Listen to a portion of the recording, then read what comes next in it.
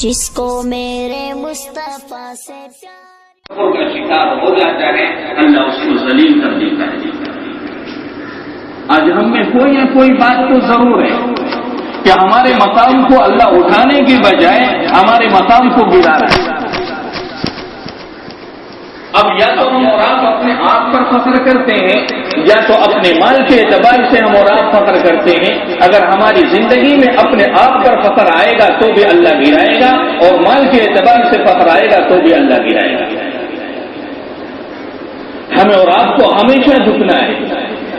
یہ بات نہیں ہے کہ نماز آیا تو ہم اور آپ تواضع کا، نماز کا وقت آیا تو تواضع کو اختیار کریں اس لیے کہ اللہ کے سامنے جھکنا، ایسا نہیں۔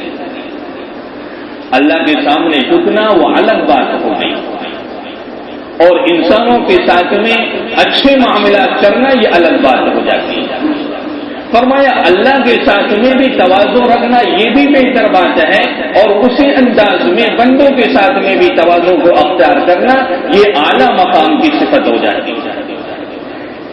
اس لیے ہم اور آپ کو اپنے بڑوں کے ساتھ بھی جھک کر کے ادب اور احترام سے کام کرنا ہے، اور اپنے رب کے سامنے جب رب کا معاملہ آئے تو نماز کے اندر بھی تواضع کو اختیار کرنا ہے۔ فرمایا نماز میں تواضع کیا چیز ہے؟ فرمایا ہر ایک ارکان کو اس کے آداب و فرائض کے ساتھ اور اس کے مستحبات کے ساتھ اس کے آداب کی رعایت رکھتے ہوئے ہر ایک ارکان کو پورا کرنا۔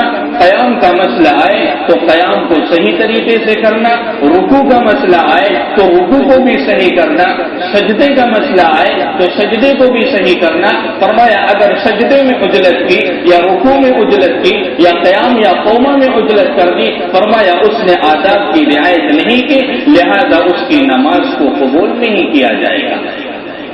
اللہ کے سامنے اس نے تواضع کو اختیار نہیں کیا، بلکہ اس نے آ کر کے ایک خانہ پوری کی ہے، لہذا خانہ پوری کرنے میں کوئی بھی اجر نہیں ملنے والا۔ اس لیے ہمیں آداب کی رعایت رکھتے ہوئے نماز کو بھی پوری کرنا ہے، کہ جیسا رکوع ہمیں رکوع کرنا ہے۔ بات کا مسئلہ کیا ہے؟ رکوع کیا نہیں، سجدے میں چلے گئے، سجدے میں پتہ نہیں 3 مرتبہ تسبیح بولے کہ نہیں بولے کچھ پتہ نہیں، دوسرے سجدے میں بیٹھ گئے۔ فرمایا یہ نماز کوئی نماز نہیں، یہ وہ معاملہ ہو گیا کہ کوے نے کسی پانی میں چوچ مارا اور پھر اٹھا لیا۔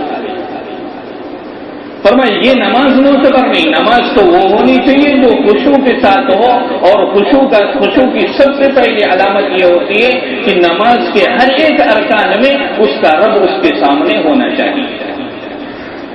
اور جو انسان نماز کے اندر آداب کی رعایت رکھتے ہوئے ارکان کے اندر اپنے رب کو اپنے سامنے حاضر و ناظر سمجھتے ہوئے نماز پڑھے گا تو وہ انسان کسی بھی ارکان کے اندر عجلت اور جلد بازی نہیں کرے گا۔ اگر ہماری نماز ایسی ہو جائے گی تو میرے بھائیوں یہی نماز ہماری کامیابی کا ذریعہ بن جائے گی، اور اسی نماز کے ذریعے سے ہم اور آپ بہت سارے مسائل کو حل کرا سکتے ہیں۔